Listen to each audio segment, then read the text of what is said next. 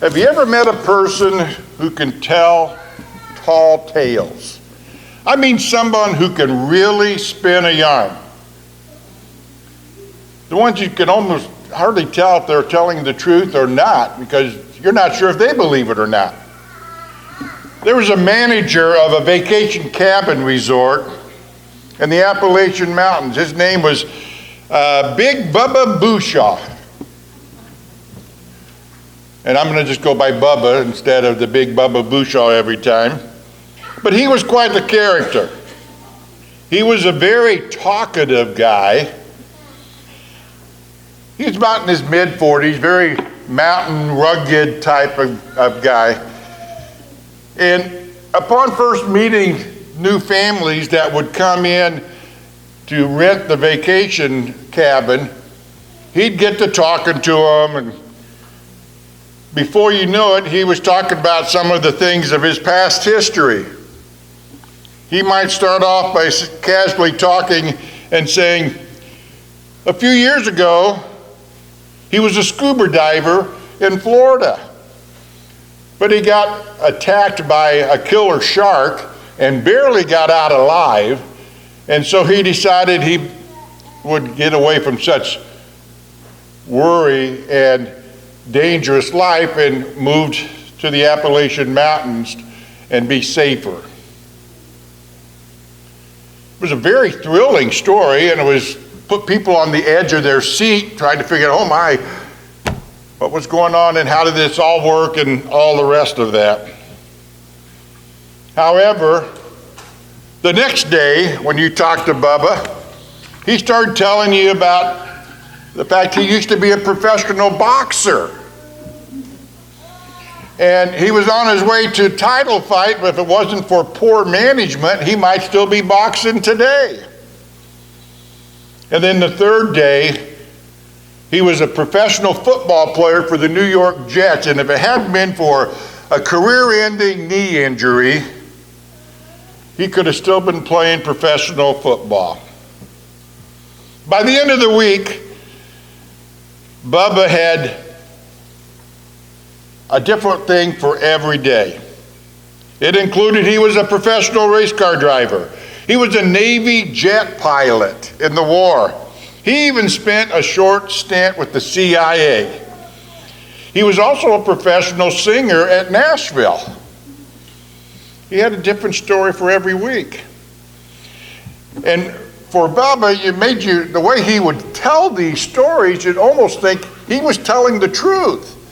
And he certainly put everything he had into it, saying that sure sounded like he was right there. Hard to tell.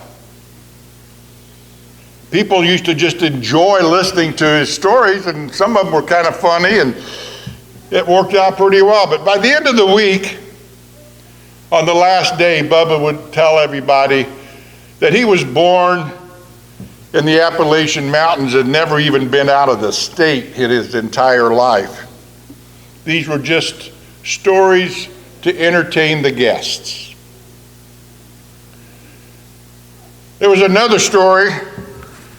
Unfortunately, this was a true story because I was the counselor for this couple. That it was a marriage counseling session, and the husband had been caught cheating on his wife, apparently several times.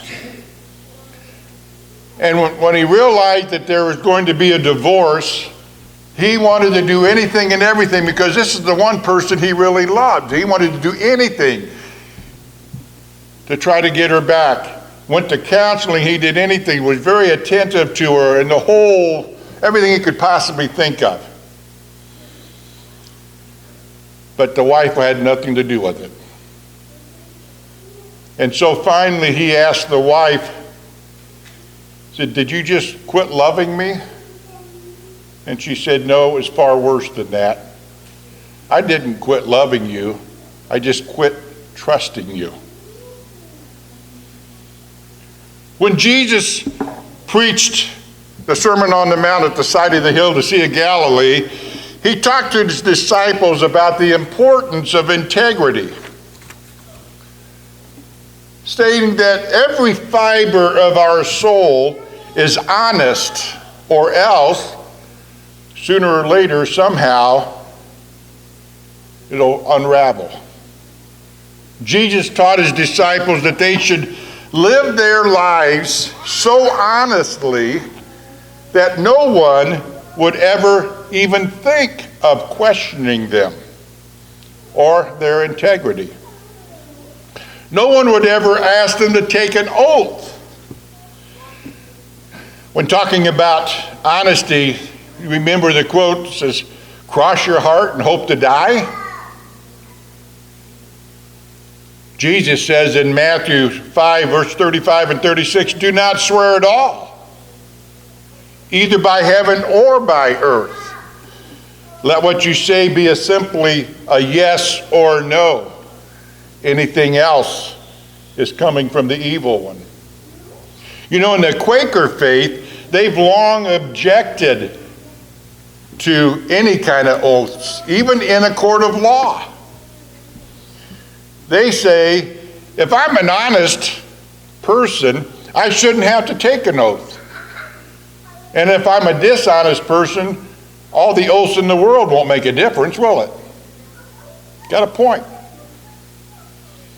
But did you know that between the books of Genesis and the third epistle of John, the Bible talks about honesty and truthfulness 178 times? Obviously, it's a very important issue for the biblical writers. It was also front and center for Jesus and James. You see, to live with a sense of honor and principle and integrity, we cannot ignore the importance of being real and honest with ourselves and with the others that we deal with in life. Our first duty to each other is simply to be who we appear to be. I could no more stand up here and tell you that I used to be an astronaut. Number one, I'm afraid of heights.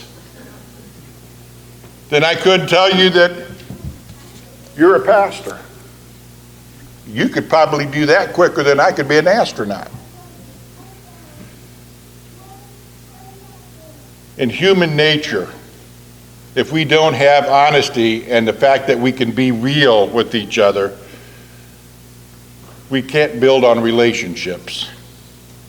In order to be mutually beneficial in a relationship, husbands and wives, or parents and children, or teachers and students, employers and employees, public officials and the electorate, and friends with friends are absolutely dependent on honesty. We have to be real at who we are. In his book, Permit Me Voyage, Maurice Boyd reminds us that being dishonest is unnatural. It forces us to live in a fact and fictional life at the same time. Because if we're dishonest, we have to remember what we said to whom, and most of us don't have that good a memory.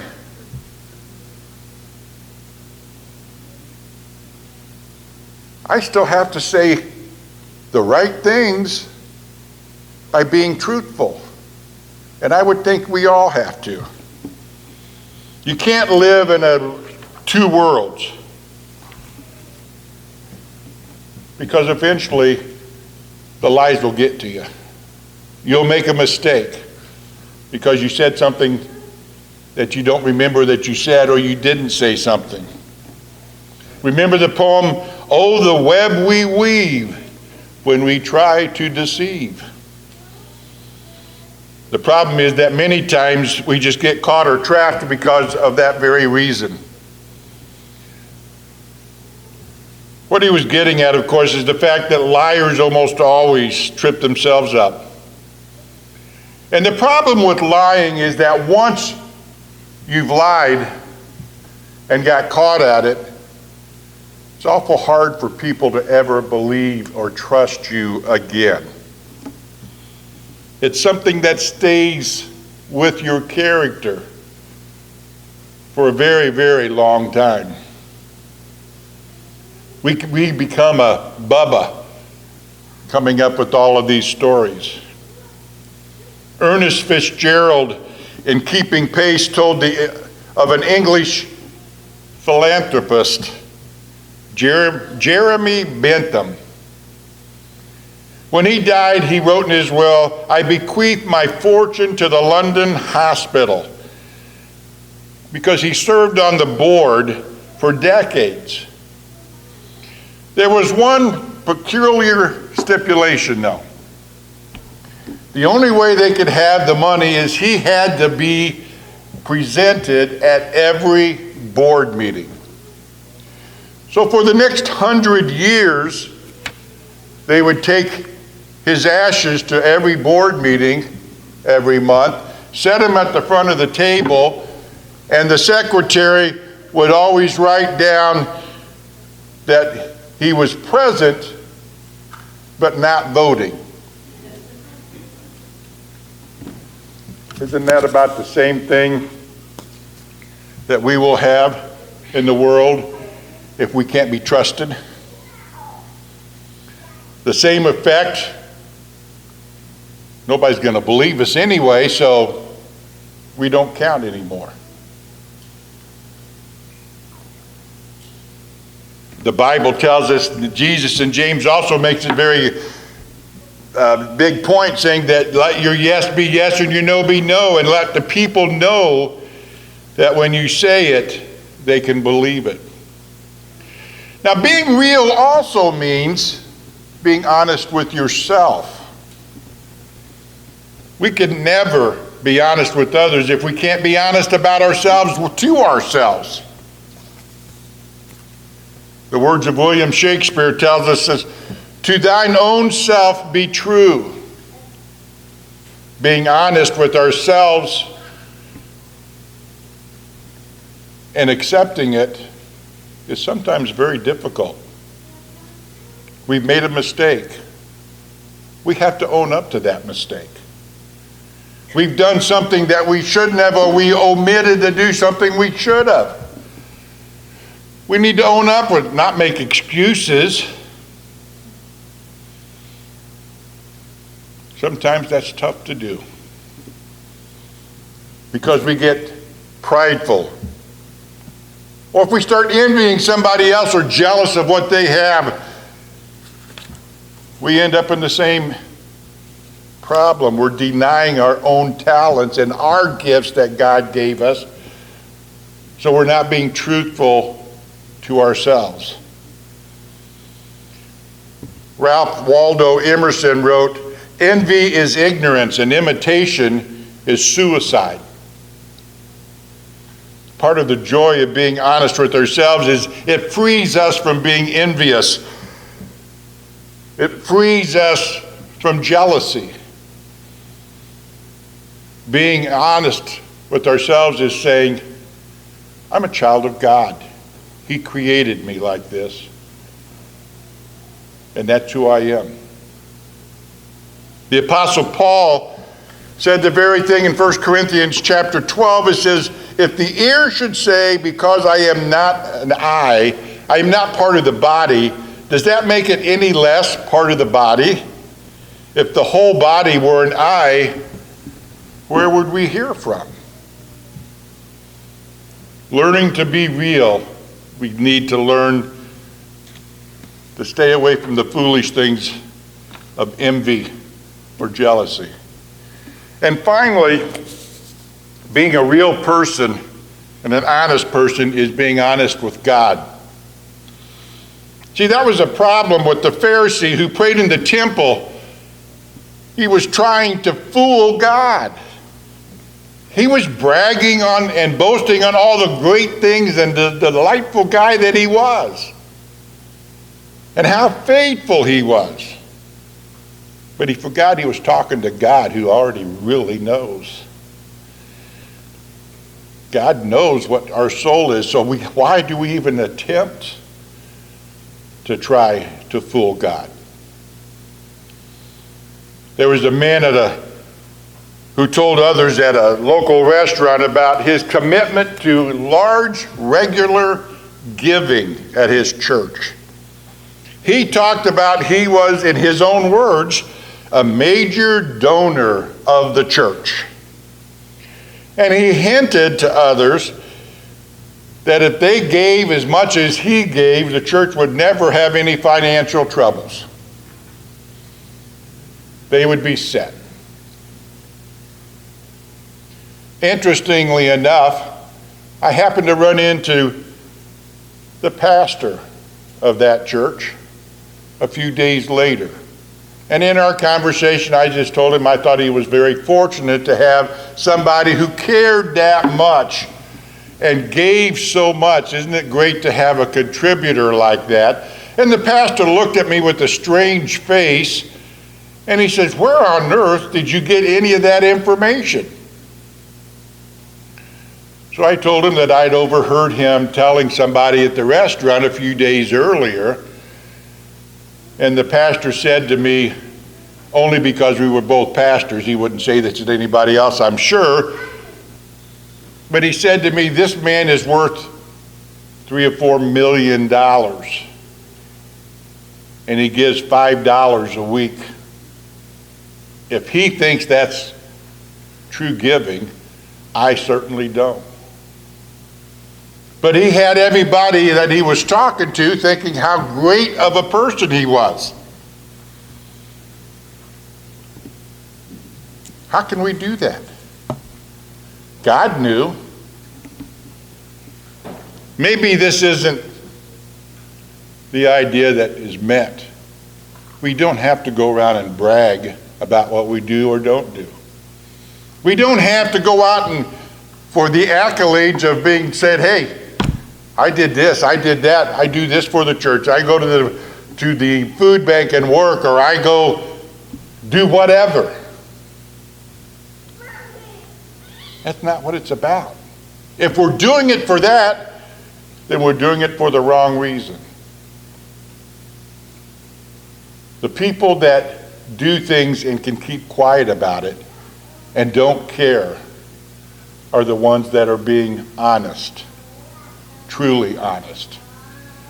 Because they're doing it for the love and mercy and grace of whoever they're doing it for.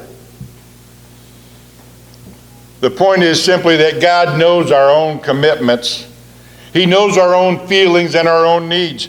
And no purpose is ever served by trying to deceive God, much less anyone else. Being honest and real with God means sometimes saying, "Lord, I'm depressed," or "I'm angry," or "I'm afraid," or "I'm lonely," or "I don't have the foggiest idea how to be a spouse or a parent or a professional in this particular circumstance. Will you help me, Lord? Because I'm just not capable of navigating through this by myself." Jesus tells us if we can learn to pray like that without any pretense or any false piety, just placing ourselves honestly at God's doorstep, then as Revelations tells us in chapter 3, verse 20, knock and the door will be opened for us. You see, honesty is not more about, or not lying.